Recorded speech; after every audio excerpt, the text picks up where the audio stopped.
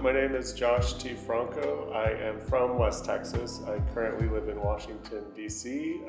My practice as an artist is also rooted in my practice as an art historian. I have a PhD in art history. I don't have an MFA. So the discipline of art history is my medium. Although I use materials, as you can see, and I often return to stones, my own handwriting, beeswax, paper making is a big part of my practice often, and my own body, so performance art. So the whole project is called Stone Resting on Georgia O'Keeffe. Their sky fell to the sound of laughter. And it all began in the New Mexico Artist Lab that most of the artists in this show participated in over a year ago. And I found a YouTube video of a lecture that Cody Hartley, the director of O'Keeffe Museum, gave in Wichita Falls a few years ago, and Cody opens the talk asking, where is Georgia O'Keeffe, not who is Georgia O'Keeffe, and kind of laying out what he's going to talk about for the next 45 minutes, which is a critical lens on the idea of O'Keeffe country, which is totally a device of New Mexico Tourism Board and kind of cultural promoters that, as Cody points out at the beginning of the talk, erases brown people from the story and like thousands and really millions of years of history of the area, including the indigenous population and the Hispanic population. So as he's introducing the talk and making it very clear that he's taking a critical kind of stance about this phrase, the audience gives this really uncomfortable chuckle, and so that audio clip is playing behind me on the headphones. So I wanted to think about the clouds in her cloud painting and the lightness of clouds and the privilege that O'Keeffe had at that stage of her life, with her standing in the world, also just her financial wealth, that she had the mobility to travel everywhere, and the cloud paintings were inspired by her airplane travel, looking down on clouds. So they're really a result of her privilege in a very clear way.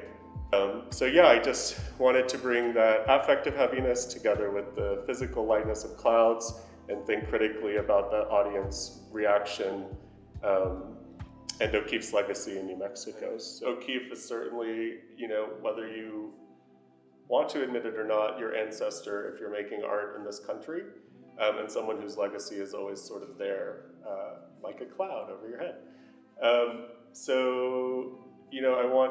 I always want to think about what that means and think about inheritance as something, not passive, but as very active. So it's not just something that happens to you, but it's something you do and learn how to do.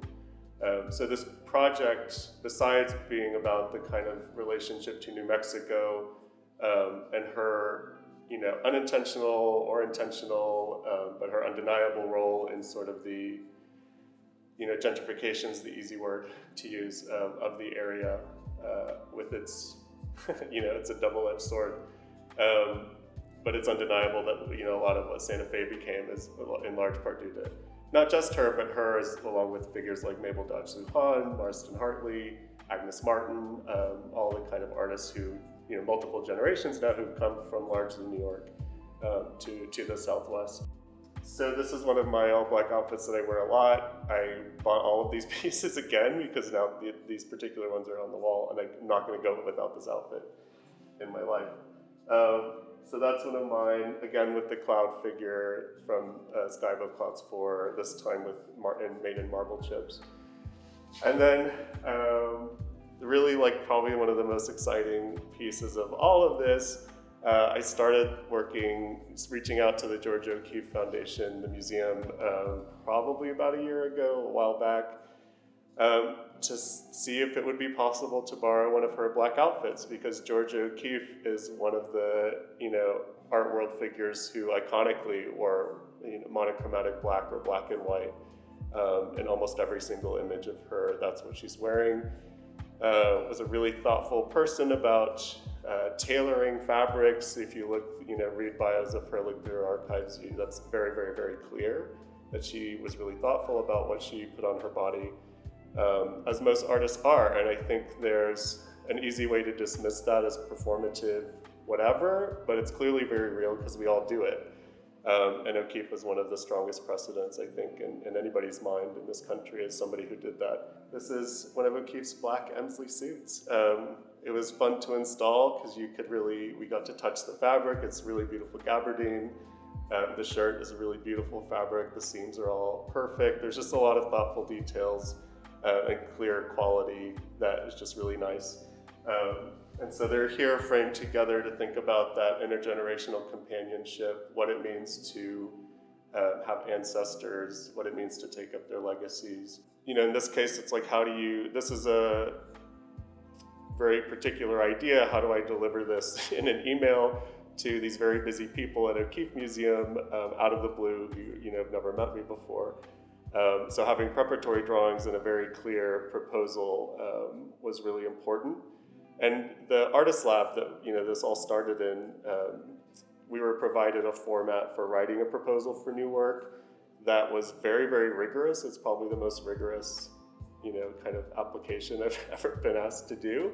But the result, so it's kind of like grumbling through it, but the result was like you have this amazing document that kind of forced you to make your ideas really clear, and not only your ideas, but lay out the details of how you would execute this. Then that led to meetings, logistical meetings with the conservators and the registrarial team at O'Keeffe, and Claude from 516 here, all having to figure out the actual logistics. So, the details of this case, none of this is like ready to go kind of stuff. You have to figure out what kind of case, where to get the case. It's an incredibly custom piece. Figure out which outfit. When the suit arrived, we had to go through a really detailed condition report before installing it, figuring out delivery, because, the O'Keeffe team has shows all over the world. So fitting in a trip from Santa Fe to Albuquerque became part of their calendar with going to Switzerland and Spain or where shows are also going on. A lot of, and of course a lot of lead time. Like I said, I sent that email a very long time ago. This is not something you can do last minute. So I'm just grateful to everyone being willing to do this. And that's it.